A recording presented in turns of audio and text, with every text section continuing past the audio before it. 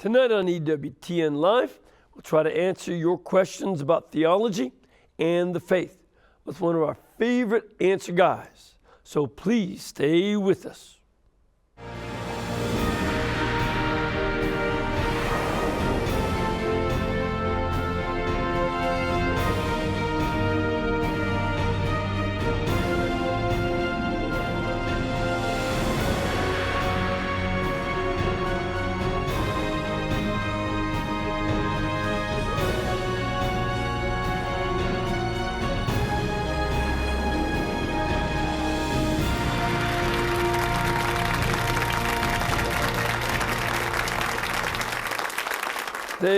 Thank you. Welcome. I'm Father Mitch. Welcome to EWTN Live, where we bring you guests from all over the world. And we're getting close to the holidays as they draw near. Do you have any dread for those conversations with family members and their probing questions regarding the Catholic faith and theology that you just don't feel like you're able to answer correctly? Well, our guest tonight answers theological and religious questions every week on his show, The Web of Faith. And he's here tonight to try and help you through some of those sticky situations, because webs get sticky, don't they? So please welcome the host of Web of Faith and the co-author of Catholicism Answer Book and Catholicism for Dummies, Father John Trigilio. Thank you, Father Mitch. Father John, welcome. Thank you. It's great having you back Thank down you. here. It's always a pleasure and privilege. Yeah, it's great. You're doing some more series? Yes. Father Brighenti and I are doing another round of episodes for our Web of Faith. Great. That's great. Yeah, that's a good show, and just gets a lot of good questions out there that people have. Very good questions. And, a couple things. Your book, Catholicism for Dummies, I recommend that on a regular basis. Is that still going well? Oh, yes. I think we're up to 300,000 copies so far in the English. And we've got French, German. We also have Dutch, Portuguese, and Spanish. Cool. That is amazingly good. I love it. And besides your success there, you are also taking on a little bit of a new job. Tell us what you're up. What are you up to this time? Well, the bishop John? asked me in August if I could spend a couple days a week at the seminary doing some spiritual direction and being a formation advisor, because they're in such need. There's over 160 some seminarians there from all over the country, from Wichita to Harrisburg to Baltimore and Washington. And so I said, sure, I'd be happy to help out. So I'm still pastor of 2 parishes up in Harrisburg, and then 3 days a week I go down to the seminary. What seminary is it? Mount St. Mary's. Mount St. Mary's. In Emmitsburg, Maryland. Okay. It's one of the oldest in the country. This is something that is part of a trend that a number of seminaries are filling up. People back in the 70s thought it would never happen. Oh, yeah. But because it was, when you entered what year? 76. Oh, high school seminary. That's the year I got ordained. Okay. You're young. But, I started minor seminary in 63 during the council. My class had over 500 guys. Wow. My class, not my school. My class had 520 some guys. Wow. We were the largest seminary class. And then everything went down. Yeah.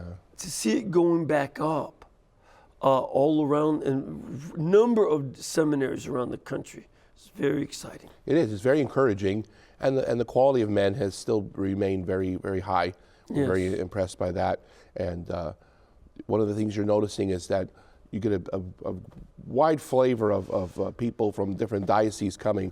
So one of the advantages of having what they call a national seminary, you don't just serve 1 or 2 dioceses. You get a number of dioceses, and that helps the men, because you got guys from the Midwest meeting for the first time, guys from New Jersey, which could be intimidating. And vice versa. Yeah.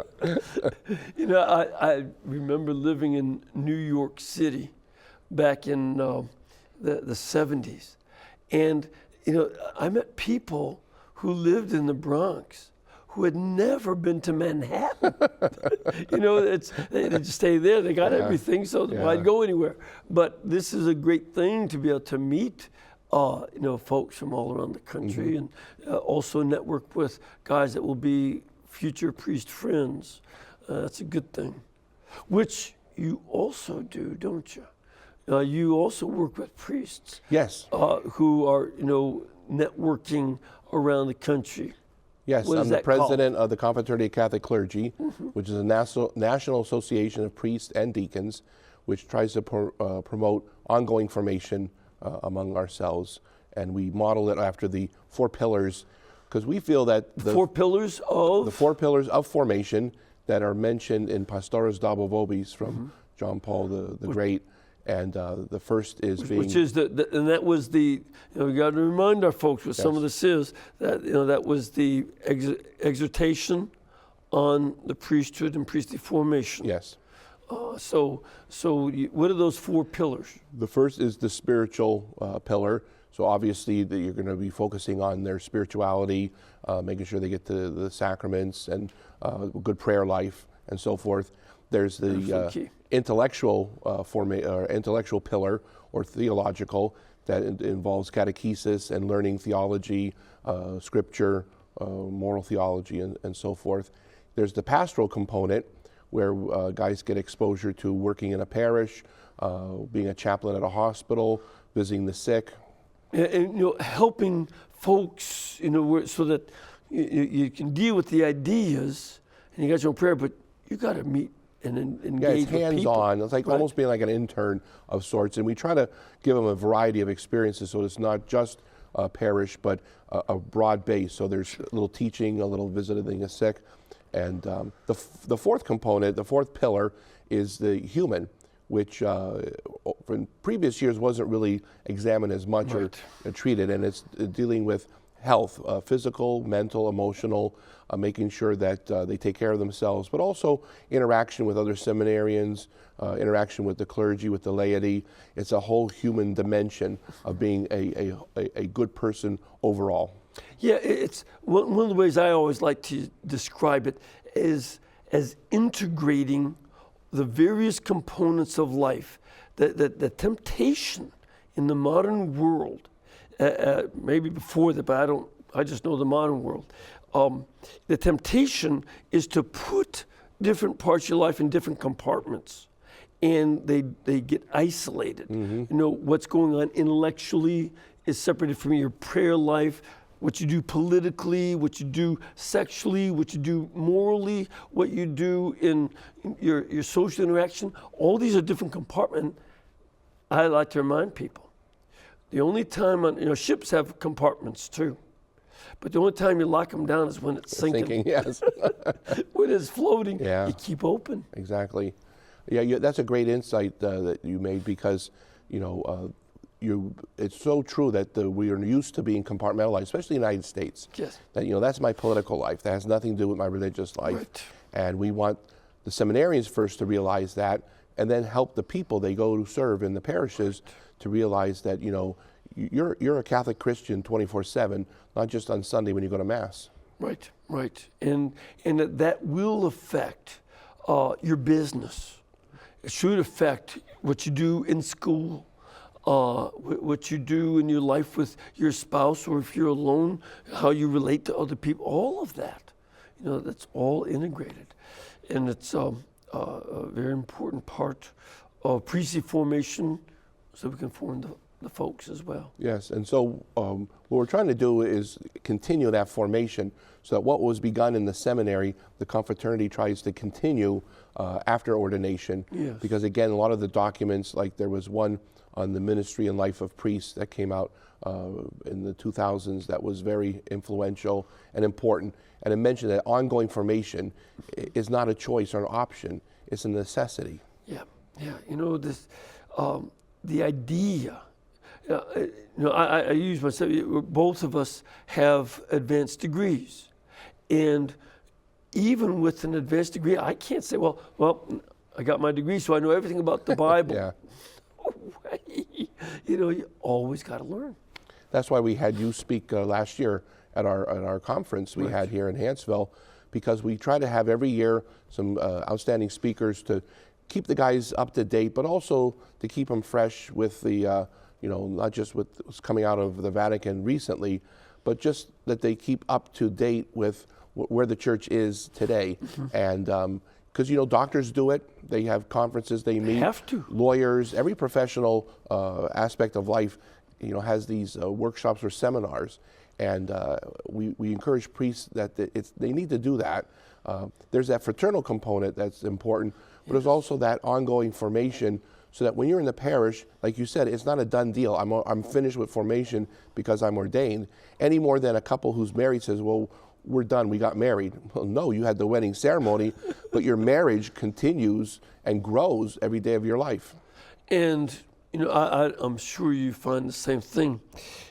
Couples who are constantly growing and learning new things about their spouses tend to be much, much healthier than the couples who say, oh, I know what she's going to say. It's the same thing every time. Yeah. That's not a good sign. No, because when they start taking each other for granted and presuming they know how the other one's going to respond, it's trouble. Yep. I mean, you'll be in the doghouse, you'll be on the couch. It's not a good thing. No. It's always a learning process to understand new elements as couples grow older and go through new stages of life with their kids and each other. We do the same. We go through a lot of the same stages, just without a spouse and kids, but dealing with our parishes and other ministries. And the thing I noticed too, Father Mitch, is that like with a priest, we have a tendency, which I think is out of good motivation, but it's dangerous because we feel, as long as I keep busy as a priest, that I'm doing priestly things, like I'm going to the hospital, going to the nursing home, I'm doing all these things that a priest needs and must do, but I don't take time for my spirituality. I don't take time for my formation. I say, but I'm so busy taking care of my people, but my people need me to be at my best. So I have to make sure I get to the doctor. I have to make sure I read my scriptures, that I pray my office, and I go to these seminars so that then my homilies are more insightful. I think a key for understanding that is, as I was saying before, integration of all the components of life is essential. The spiritual life is what is going to pull all of it together. As we deepen our relationship with Christ, as we come to know ourselves as sinners and as repenters, and knowing our weaknesses and failings and such, that part of all those different aspects of our spiritual life will hold the rest together. And that's where you'll see them linking to the whole of your personality. And to neglect our spiritual life is, again, to have things start compartmentalizing as the ship sinks. Yeah. And here's where you see where priests get burned out, or they start getting into things they shouldn't get into, because they define their priesthood as only by what they do. Yeah. And then Pope Francis just said not too long ago, priests also have to look at who they are. There's a metaphysical, ontological reality that you cannot deny. Right. That's exactly. But the fact that you and others who are working in the formation of the young men aspiring to the priesthood and dealing with these issues, it's not only the numbers that's a good sign, it's that you guys are dealing with this in the seminaries and taking that all real seriously. That is a great sign for the future. One of the things I was very edified by, besides that I got invited to do this, we have a number of great pastors and local parish priests who come and help as well, so that the guys get exposed to. We have fantastic, wonderful scholars as professors, and then there's also that pastoral component of the guys who are in the parish, sort of like in the trenches, so to speak, and they can also add that dimension to helping the guys, so that when I'm talking to them, I can say, you know what, I can tell you from experience, if you do this particular way, it's not going to float too well in the parish. People are going to be put off by that. You may be right, but you have to also be pastoral. Yep, exactly.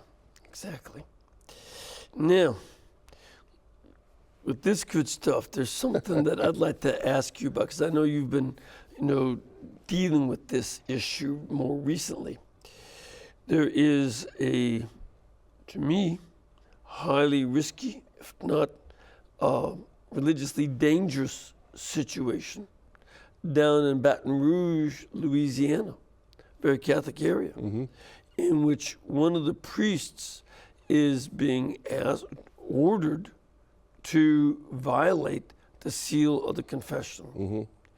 Tell us, first of all, about that case and what is at stake. Well, there's a priest who was asked by the court to divulge what he heard in the confessional. A young woman went to him for confession, and then later she went to the police and admitted to whatever had transpired. And then they went to the priest to either corroborate or get more information. He said, well, I can't tell you, even if the penitent, reveals what they've heard, I'm still under the obligation, he said, of the seal of confession. I can't tell you who went or what was said. Not even the Pope can make him say that. That's right. And if he does, he's automatically excommunicated. And that's a sin reserved to the Pope himself. Exactly. So he can't just go to confession and get it done in one day. And the perniciousness of this is that we thought this was already settled because it's a religious liberty issue, because the priest and the penitent is sacrosanct. That relationship even transcends the attorney-client or the patient-doctor relationship, which ironically the courts already recognize and respect. But yeah, they would never tell a lawyer, what did your client admit to in your office? Tell us or we'll put you in jail. They would never do that. Exactly. Because for one thing, they'd have every lawyer in the country on their case. Yes, exactly. Who wants that?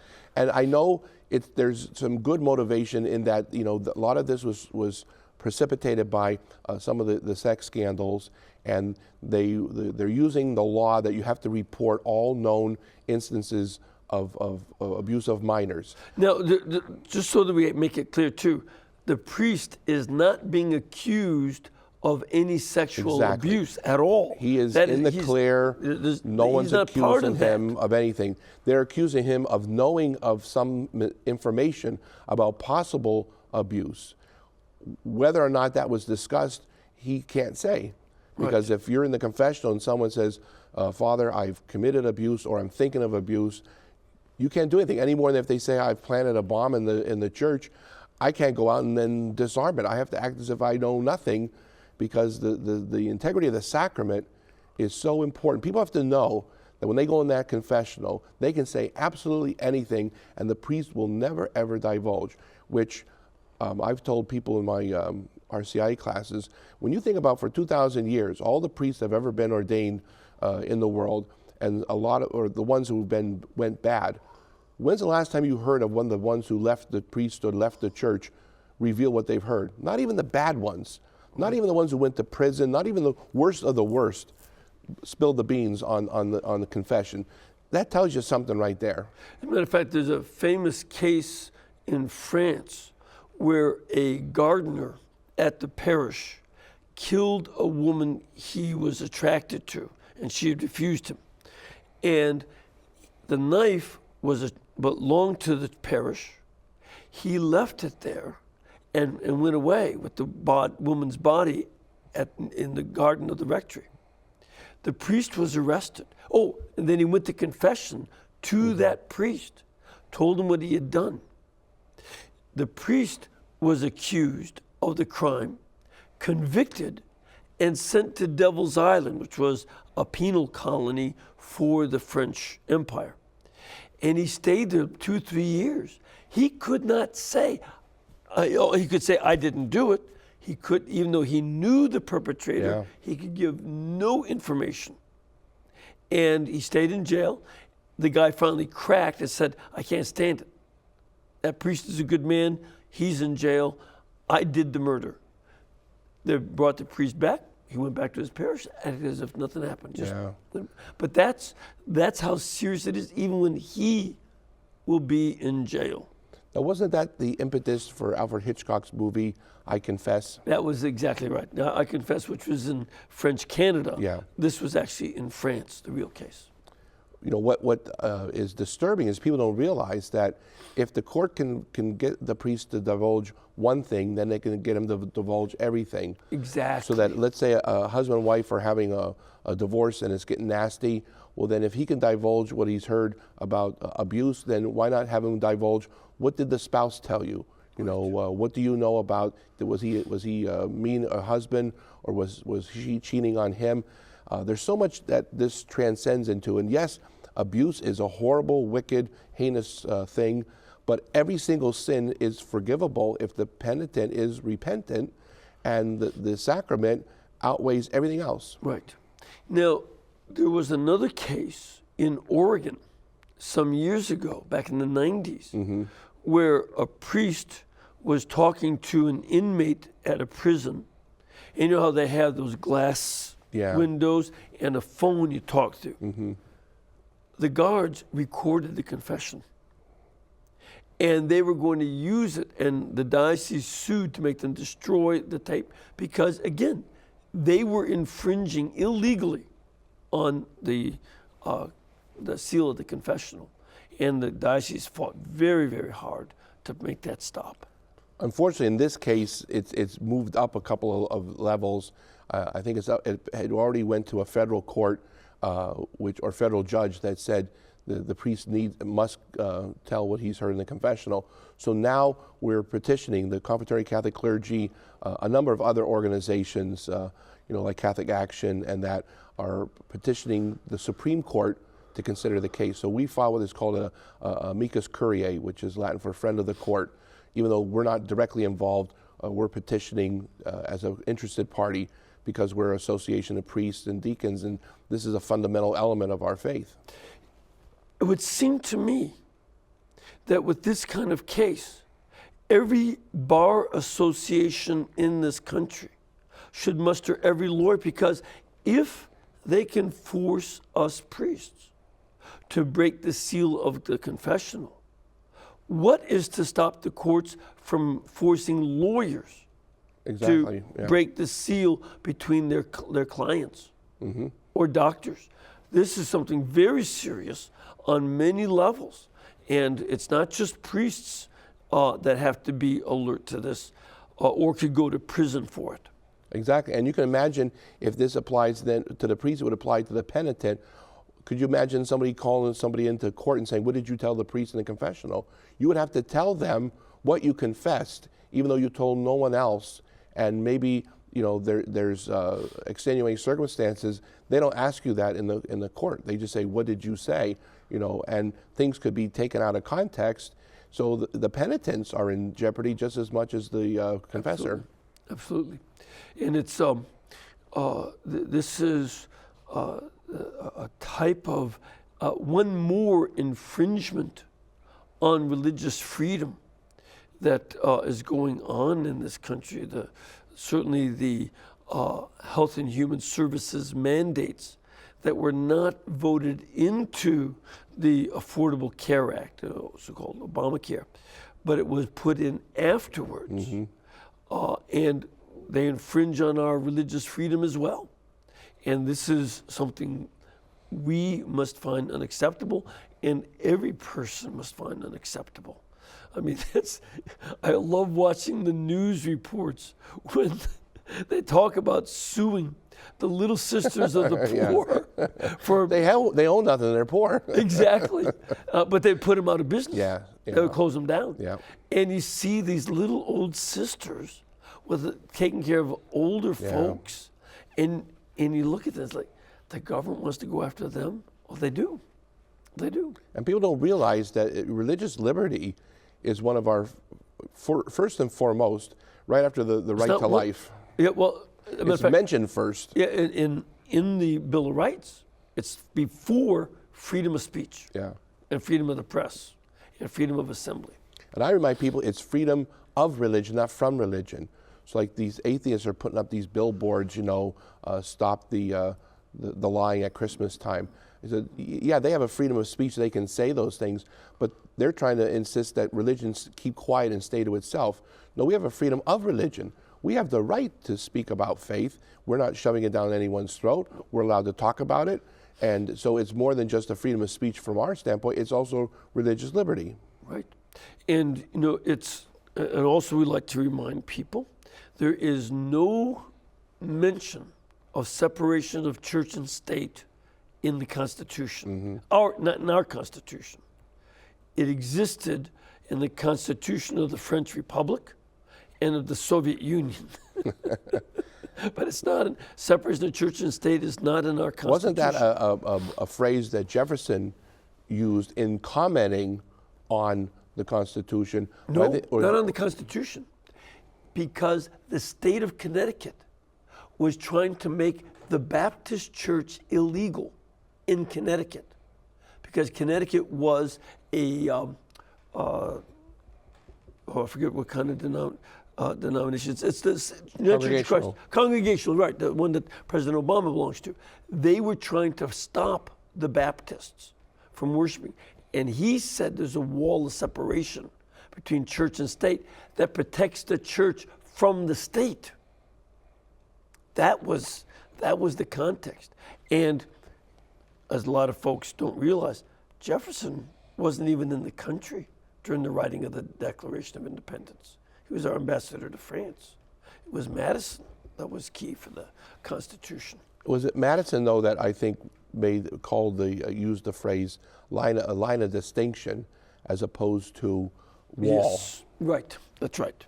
It was Jefferson used the wall of separation, and it was brought in to a Supreme Court decision in the 1940s by Justice Hugo Black.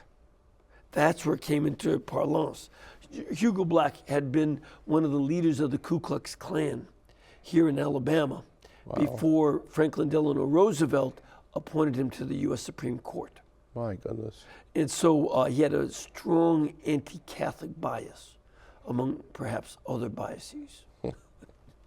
So that's where I got in there. And so this is something that you and the confraternity of priests is working hard to stand up for that. Yeah, we're trying to, like I said, we're trying to ask the Supreme Court, as a friend of the court, to please consider looking at the case, because if the Supreme Court rules in favor of the sanctity of the confessional, then it's a done deal. Right. But if not, then the problem is that the federal court, the federal judge, can prevail. Yeah. All right, we need to take a little break.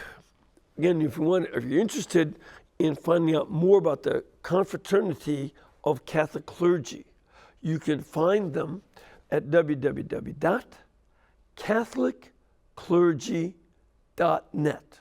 Catholicclergy.net. And you can, I'm sure you have information about this brief that you're a friend of the court doing this. All right, we'll be back in just a couple of minutes. Please stay with us, and we'll continue on with Father John Trigilio.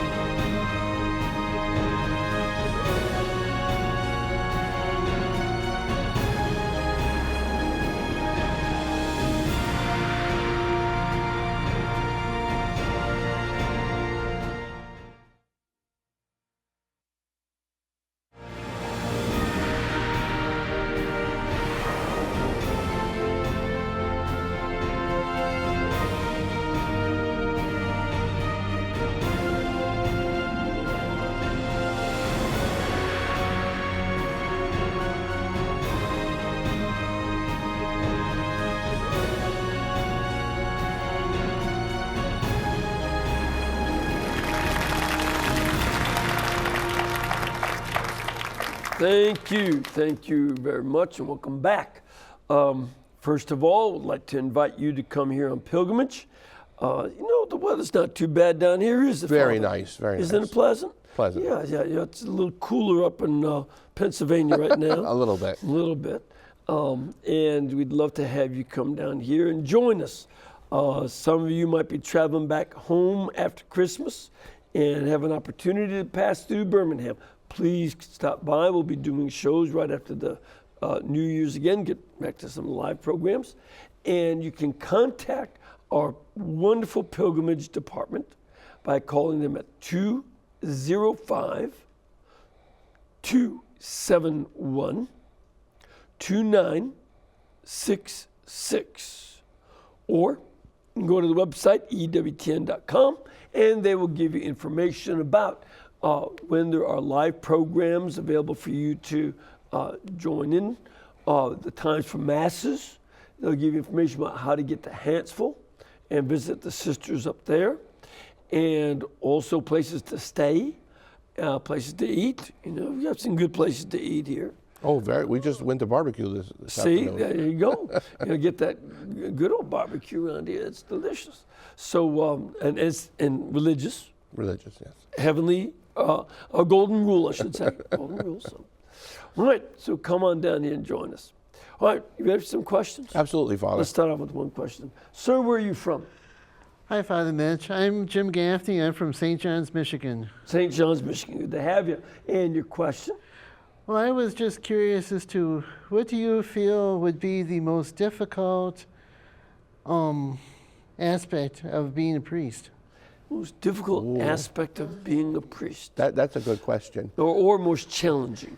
I think most people would think that it's the chastity and celibacy, but it's not. Yeah. At least from my experience and with the confraternity I'm involved in. I think with most priests, the difficulty is in the obedience and the poverty of spirit. Because especially with us, we don't take a vow of poverty. It's more difficult because you do have to own things like your car, and you live in your house. Whereas when you live in community, it's easily taken care of for you. Yes. So being that detached from things is difficult. But the even most important, I think, is the obedience. Not so much that you don't like the bishop or do what he says, but when you get that difficult assignment, when you're asked to do something that's not necessarily pleasant or your first choice, you say, but I submitted on ordination day, respect and obedience to my bishop and to his successors. And that's where the rubber hits the road, so to speak. Yeah, yeah. I would agree with you 100%. It's a very important element of having somebody else tell you what to do, and of course you get certain ideas and dreams which you'd like to accomplish, but the role of the bishop in your case, or the superior in mine, is to have a wider view. It's not about fulfilling yourself. I think that's part of the issue with obedience, is that it's not about my self-fulfillment. Yeah. This will make me feel good. Shut up. It's not about you. Yeah. It's about how do we serve our Lord in his church? What's the view that we have? How do we accomplish that? That's very much the task. Yeah, so we're taking another question. Sir, where are you from? Athens, Alabama, Father. Good to have you here. And your question? Well, I would I'm kind of interested in what you've said about Hugo Black and maybe a little bit about his history before he became Superior Court Justice, and also his ruling, the separation of church and state seems to be what government has used from that time on to undermine and remove our religious liberties. Yeah, it's certainly taken on a note of offering a precedent. And if you think back on Plessy versus Ferguson, mm-hmm.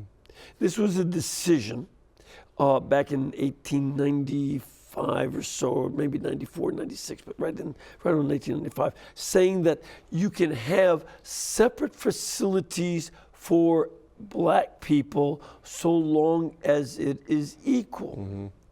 And that set a precedent for all kinds of Jim Crow laws. So, for instance, Woodrow Wilson segregated the whole federal government. No African American was allowed to work for the federal government or industries associated, like ammunitions and things like that, because he was a very liberal Democrat and he did not want to lose the Southern Democrats. So he went for that, using a precedent of that Supreme Court decision. Well, that's what they did with separate but equal, or excuse me, wall of separation. That became the norm in like the decision to get rid of prayer in the public schools.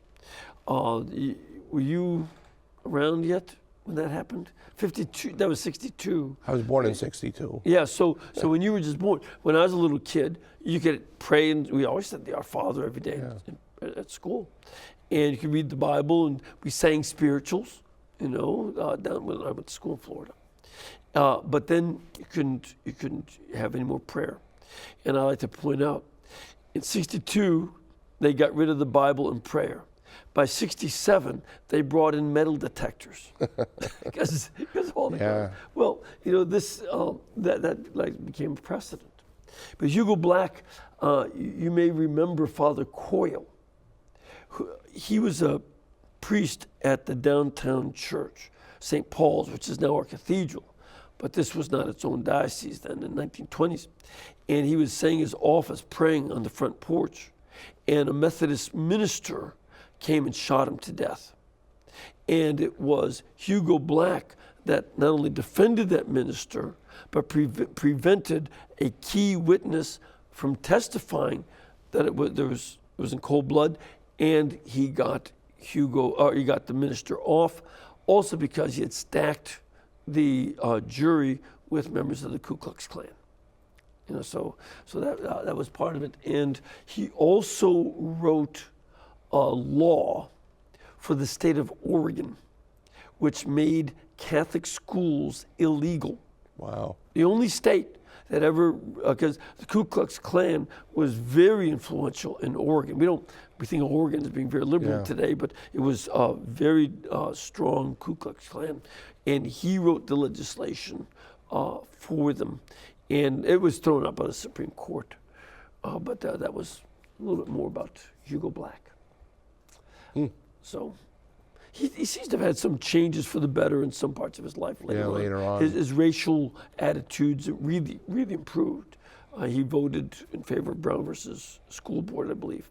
But, he was very anti-Catholic. So much for him. Back to you. Yes. Now, what did I do? You are working on this series. What kind of issues are you finding get sent to you for Web of Faith? Are there any trends or themes? Yeah, we're seeing Father Brighenti, which I have to point out, by the way, is under the weather, so that's why he's not here tonight. We're getting a lot of more questions about family life in general, about discord in the family, about family strife, divorce and remarriage, families of people of children who are trying to get into a same-sex marriage.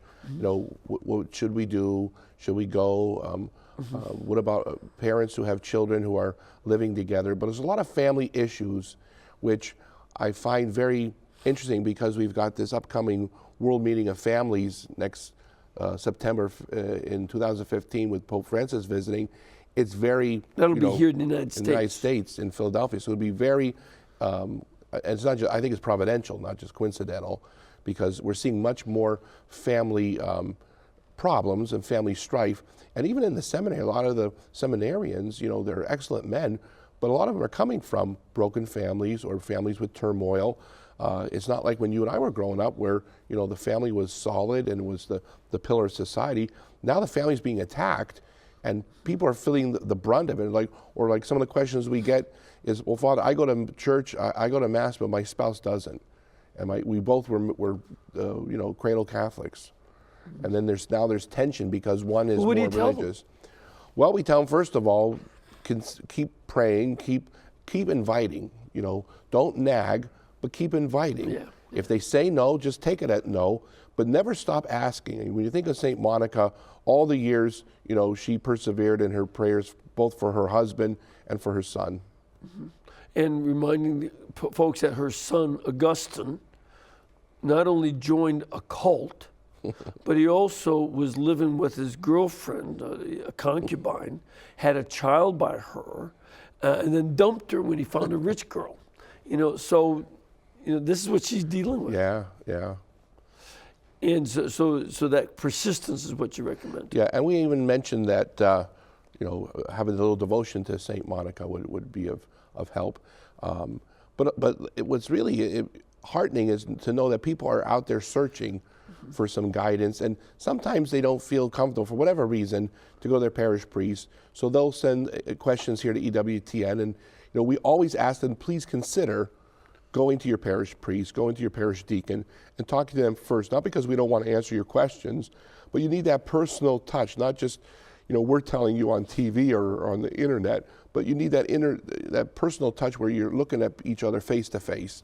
And maybe the priest or deacon could say, you know what, in our diocese we have this available through Catholic Charities, or our parish has this committee that might be of help to you. Or there's Retrovi. Yes. Retrovi to help families that are in distress. There's a number of ministries trying to help families dealing with this distress, and that's important. As a matter of fact, there's a parish in Chicago called St. John Cantius, and the pastor's Father Phillips. Yes. Yeah, they have a weekly novena every 1 day a week. They have a novena to St. Monica. They got a relic of her, and they put all the petitions. This should be something we spread around. Yeah, that would be very helpful if every parish at least made an attempt to do that. St. Monica League. Mm-hmm. Yeah. Because she went through a lot. I mean, you think of her husband was abusive. He was mean and nasty. I think he physically beat her up.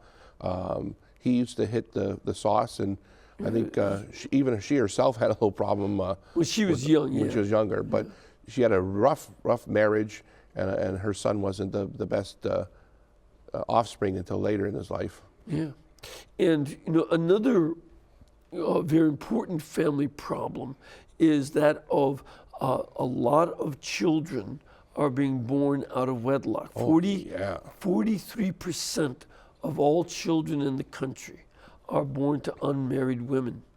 And so do you get any questions about this situation? We haven't really, and I was surprised because I know the statistic is high. I don't know, and I wouldn't want to say that it's not as high among Catholics because they've been assimilated so much into society that they're at the same level of everything else. So I don't think that's it. We haven't been getting a lot of those kind of questions, but we do get a lot of questions about adult children who no longer practice the faith or who are living together outside of marriage. What do you say to that? What we say to them is, first of all, don't make it easy for them.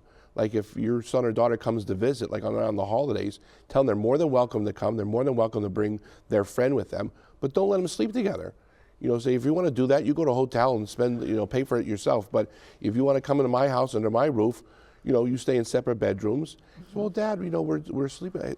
If I was the father, I'd say, no, you're not in my house. You're not going to do that. If you don't like it, I hear you got a free room and free board.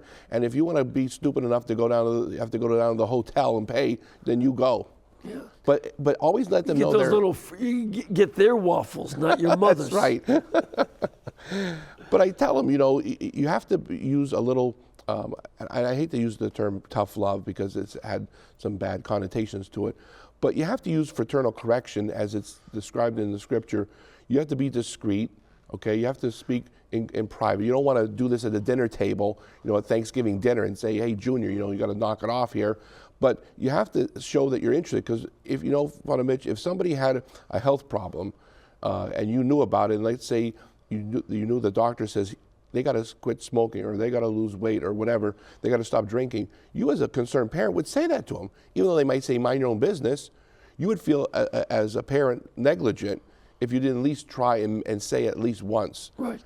Likewise in the spiritual life. So we encourage parents to say something, but not to nag and harass them, but keep asking, just like if you had a spouse who wasn't practicing their faith, and when I was growing up, we always had the tradition that we go to Sunday Mass and then go to Nona's house for spaghetti. Start a tradition like that where you go together as a family to Mass and then, follow up with a nice meal. And I think part of the issue is having a confidence that the values of Christ and his church make more sense than anything the world has to offer. And understanding why the values of the gospel make more sense. That's one start. 2, being willing not to compromise what is good and true about Catholic morality and say, I'm staying firm with this. And 3, at the same time, I love you. You're my son, you're my daughter. But this is what you can't do in my house. Yeah. I can't control you when you're outside. But in my house, this is the way it is. Because this is true and it's good. If you don't like it, move. But this is the way that it is. Exactly. Because you would not, I don't think most parents would allow their kids to bring illegal drugs into the house, you know, or would they let them drink if they're underage, especially oh yeah, Junior, have a party next week with your friends from high school and then we'll supply the beer. I mean, you'll be going to jail if you were the parent doing that. Right. Plus, you know, you're in big trouble, morally speaking. So why would you then give them the carte blanche to misbehave sexually? Now, but then some of these kids come along and say, oh, Ma, you're so old-fashioned. They give you pushback on it. What do you tell them? Say, yeah, but you like the old-fashioned greenbacks. You know, when you need some money or something, you ask me for that. And you like to have car privileges. They know what to go to mom and dad for when they want something. And then when mom or dad give them a little direction or guidance, back off, mind your own business. Well, you got to let them know that this is my job as parent. You know, this is what I'm supposed to do. Right. And when you have children, if you want to raise them a crazy way, go right ahead. But I am going to raise you the way I believe I have to. Because I have to answer to God for this. Well, here's the next kind of thing that the kids will say. Well, if that's your attitude, I won't even come over. What would you say if you were a parent?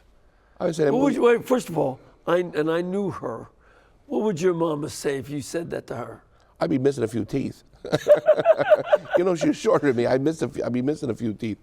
She wouldn't put up with it. You know, it's like you're talking silliness, and of course you're gonna see her, you're gonna talk to her, and she's gonna make sure that you do. Because if you don't call with the next day or next week, she's gonna call and she's gonna show up at the door and say, "Where were you?" You know, gonna shake you down.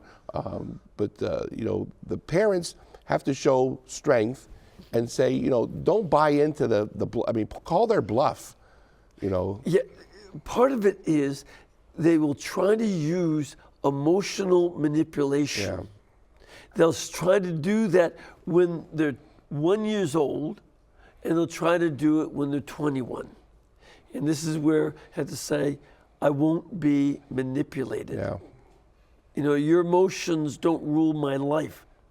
They don't do such a good job helping your life either. Yeah. I think that's one of the things that parents have to be willing to figure out ahead of time. You know, I'm not going to be manipulated by guilt feelings or anything else. I'm going to do what's right because it's right. Exactly. And I still love you, but this is the way it is. I think if you reaffirm that both you love them, and it's because you love them, you're giving them some direction, which it may not be infallible, your opinion or your decision, but that's my job. My responsibility is to guide you, and then later on, you know, as an adult, you might say, well, I disagreed with the way you did things. Well, then you do it differently when you're parenting. Right. I think also, you know, from early stages, to let them know, I love you, but I love God first. I love Jesus Christ ahead of everything. And that doesn't mean I reject you. I love you more because I love him first. But because I love him first, I'm going to follow his way, not yours. He has more sense than you do. And that's the way I'm going to follow it. Well, you know, I mention that when I do baptisms. I tell the parents and the godparents, you have to answer to God for the good example you did or did not give to this child. I said it's equally applicable to the parents and the godparents.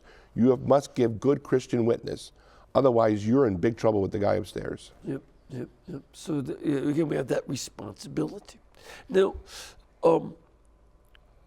this issue of family is certainly percolating in the church. There's a certain amount of turmoil. The last synod of bishops, that was a preliminary synod, it's not a decisive one. It was setting the agenda for the synod of next year. Where do you see that's all going? Well, you can see where the family is being under attack economically, socially, culturally, and the last bastion of safety for the family is the church, because the family is the foundation of the church. We're called the family of God. It's from the families that we get children who then, hopefully grow up and become active members of the parish. So it's to the family's own benefit that they participate in the life of the church, and vice versa. So it's a win-win for both, that we're intimately connected, and to see them as separate entities, as if they're not like they're two different gas stations on the same neighborhood. That's not what they're about. One would be more like the gasoline depot, and the family is the individual station. Exactly, yeah. And it's not only that the family is the foundation of the church, the family is the foundation of every part of society. You don't have children, and therefore you don't have a society without a mom and a dad. Everybody's got a mom and a dad. You may not know them. They may not know each other, but you have a mom and a dad that nobody else can ever be. And that is foundational to all society. But you see, Father Mitch, where our culture today is trying to redefine family, just like they're trying to redefine marriage. Yes. And say, well, this is the new modified family, the new blended family, all the different terminology they use. Well, they're trying to reinvent the wheel. I mean, God created the family. It started with Adam and Eve, who were the first, husband and wife, and then their children. That's the first family. And as you said, it's the building block. It's one of the first natural institutions that existed. It predates the church and the state. Yep. And it's a foundation for both.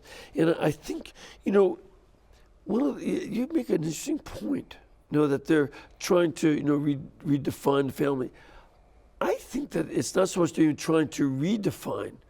They're caught up in these complex situations, oftentimes caused by a variety of painful, sometimes sinful situations, and they're just trying to react to it and adapt as, you've got multiple sets of step grandparents and aunts and uncles, natural ones, and people are just dealing with this chaos, trying to sort it through, and it's a mess. You feel bad for the children, especially when you see a couple of them that they don't know, either they don't know who their father is, or their father, because their mother and father have separated, and they've now in their fourth relationship. There's different people coming and going into the house, and who do you relate to? Who's the one that has supervision over you? Who do you want to emulate and try to follow in your life? And who's a positive influence? You need both the male and female. You need the mother and the father, who, optimally speaking, are husband and wife. Yeah. But if you say that today, you're considered prejudiced and bigoted against those people who want to redefine it in a different way. Right. Whereas, it would be basic common sense to look at male and female mom and dad as complements that help form, the various aspects of person. Your mom is the first woman you ever fell in love with. The dad is the first man you ever loved. This is where you learn how to deal with these relationships. And then you look at the phenomena of the low birth rate in Europe and now in the United States. The family is under so much danger, not just culturally and economically, but now even biologically, because people are only having 1.1, 1.2 kids per family, per couple. Right. You're not replacing yourself. Right. And in a generation or two, whole groups of people will be gone. Well, in fact, in Russia, it's so low a birth rate. They're decreasing population by 1 million a year. Wow. 1 million people. The United States is 1.86. Instead, it needs to be 2.21 to stay stable. Japan is going down, and a lot of other countries that will be doing that too. So this is, it's not just, about, what's nice. This is about ongoing life and stability that we're dealing with. So very important issues. Well, keep trying to answer those questions. We can do our best. I'm sure you will. I'm sure you will. And we appreciate it very much. How many years have you been doing the Web of Faith? Well, about over 10. I was doing it with about 9 years with Father Levis, and now about 3 or 4 years with Father Brighenti. So it's about 12 years. Yeah. Well, would you join me in giving a blessing Absolutely. to everybody in the audience? First of all, thank you for being with us. And may Almighty God bless you and continue to prepare you to celebrate the great feast of our Lord's Nativity. And may this time of Advent be a time of great joy for you and your family. May God bless you, the Father, the Son, and the Holy Spirit. Amen. We can bring you Web of Faith and this program and all the other programs because this network is brought to you by you. So please keep us in between your gas bill, your electric bill, and your cable bill. And we'll be able to pay our bills. I meet so many of you who are generous, and you keep us going. Thank you, and God bless you.